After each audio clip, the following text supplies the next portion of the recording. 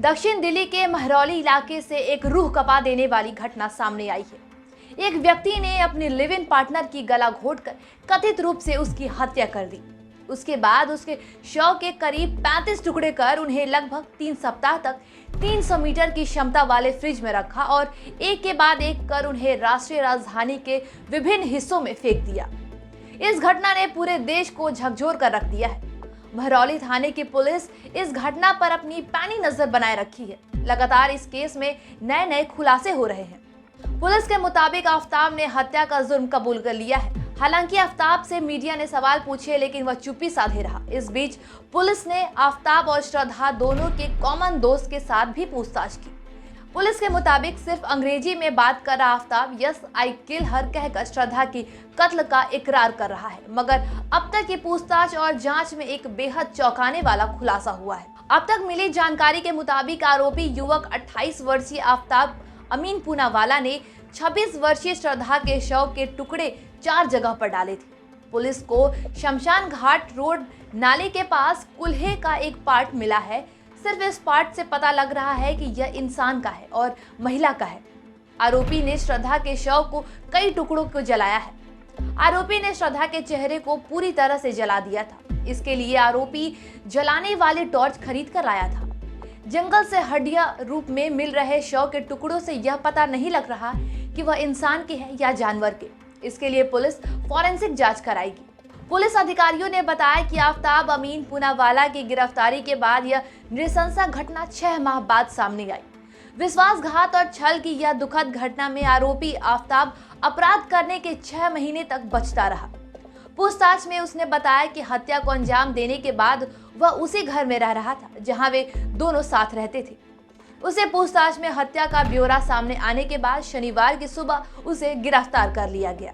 Police Mehrauli थाने के lockup में बंद आफ्ताब पर 24 घंटे अपनी पैनी नजर बनाए हुए है। उसकी सुरक्षा में 2 से 3 पुलिसकर्मी तैनात किए गए हैं जो हर पल उस पर नजर रखे हैं। चलिए आपको इस खौफनाक श्रद्धा मर्डर केस की पूरी कहानी बताते हैं। आखिर यह हत्या क्यों की गई? आफ्ताब पूनावाला ने जांच के दौरान पुलिस को बताया कि 18 मई को श्रद्धा और आफ्ताब के बीच शादी करने को लेकर झगड़ा हुआ। कथित तौर पर झगड़े के दौरान आफ्ताब श्रद्धा के छाती पर बैठ गया और उसका गला दबा दिया।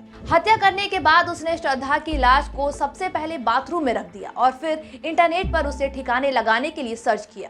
अगले दिन इलेक्ट्रॉनिक की आरी लेकर आया और उसके शरीर के कई टुकड़े किए। श्रद्धा के और अपने खून से सने कपड़ों को कूड़ा उठाने वाली वैन में डाल दिया। आफ्ताब ने श्रद्धा के कई बॉडी पार्ट्स को छुपाकर कबर्ड में, किचन में और फ्रिज में रख दिए। इसके बाद उसने इंटरनेट पर सबूत मिटाने को लेकर सर्च किया। श्रद्धा वॉकर की हत्या और उसके शरीर को टुकड़ों में काटने का विचार उसे एक अमेरिकी टेलीविजन सीरीज डेक्स्टर से आया। आरोपी ने शव के कटे हुए हिस्से को रखने के लिए 300 लीटर वाला एक फ्रिज खरीदा और शव से आने वाली बदबू को दबाने के लिए अगरबत्तियों एवं रूम फ्रेशनर का उपयोग किया। जांच में यह भी सामने आया कि आफ्ताब रात के समय शरीर के टुकड़ों को फेंकने के लिए निकलता था। वो इस बात का ध्यान भी रखता कि शरीर का कौन सा हिस्सा जल्द से जल्द सड़ना शुरू हो जाता है और उसने उसी को देखते हुए शरीर के हिस्सों को फेंकना शुरू किया। रिपोर्ट के मुताबिक आफ्ताब ने जिस समय श्रद्धा के टुकड़ों को फ्रिज में रखा हुआ था वह उस समय अपनी महरौली वाले किराए के फ्लैट में एक और महिला को डेट के लिए बुलाया था। सूत्रों ने बताया कि आफ्ताब कथित तौर पर दूसरी महिला एक मनोवैज्ञानिक के संपर्क में उसी डेटिंग ऐप से आया जिसके माध्यम से उसकी श्रद्धा वॉकर से 2019 में मुलाकात हुई थी। दूसरी महिला जून या जुलाई में 1 से 2 बार उसके घर पर आई। उस समय आफ्ताब ने वॉकर के शरीर के अंगों को फ्रिज और किचन में छिपा रखा था। जांच में सामने आया कि 18 मई को श्रद्धा वॉकर की हत्या के बाद पूनावाला ने अपने इंस्टाग्राम अकाउंट में लॉगिन किया और अपने दोस्तों को यह संदेश दिया कि वह अभी भी जीवित है। उन्होंने उसके क्रेडिट कार्ड के बिलों को भुगतान भी किया ताकि कंपनियां उसके मुंबई के पते पर संपर्क ना करें। हत्या के बाद अगले कुछ हफ्तों तक आफ्ताब ने कथित तौर पर श्रद्धा के दोस्तों के साथ उसके सोशल मीडिया अकाउंट का उपयोग करके बातचीत की ताकि कोई संदेह पैदा ना हो। श्रद्धा वॉकर अपने परिवार से बात नहीं कर रही क्योंकि उन्होंने उनके रिश्ते पर आपत्ति जताई थी। पीड़िता के पिता ने मुंबई में सितंबर में शिकायत दर्ज कराई, जब उसके दोस्तों में से एक ने उन्हें बताया कि वॉकर के फोन पर पिछले 2 महीने से संपर्क नहीं हो पा रहा है और पूनावाला ने दावा किया कि वे सब कुछ समय पहले अलग हो गए थे। शिकायत मिलने के बाद मुंबई पुलिस ने दिल्ली में उसके अंतिम स्थान का पता लगाया और आफ्ताब को भी बुलाया, जिनके विरोधाभासी बयानों ने संदेह पैदा किया। मुंबई पुलिस के एक वरिष्ठ अधिकारी ने बताया कि मुंबई पुलिस ने आफ्ताब और श्रद्धा का कॉल डिटेल रिकॉर्ड निकाला और पाया कि उसका मोबाइल मई से ही बंद था। फिर हमने आफ्ताब को बुलाया और उससे पूछताछ की और उसका बयान भी दर्ज किया। 8 नवंबर को मुंबई पुलिस ने महरौली थाने में श्रद्धा के लापता होने की सूचना दी थी। जांच के दौरान आफ्ताब के आवास पर छापेमारी की गई और उसे हिरासत में ले लिया गया। पुलिस के अनुसार आरोपी को 5 दिनों के लिए हिरासत में ले लिया गया है और मामले की जांच की जा रही है। दिल्ली पुलिस सूत्रों के अनुसार श्रद्धा के शरीर के अंगों को काटने के लिए केवल एक हथियार का इस्तेमाल किया गया था। आफ्ताब ने शरीर के अंगों को काटने के लिए एक मिनी आरी का इस्तेमाल किया था। मिनी आरी अभी तक बरामद नहीं हुई है।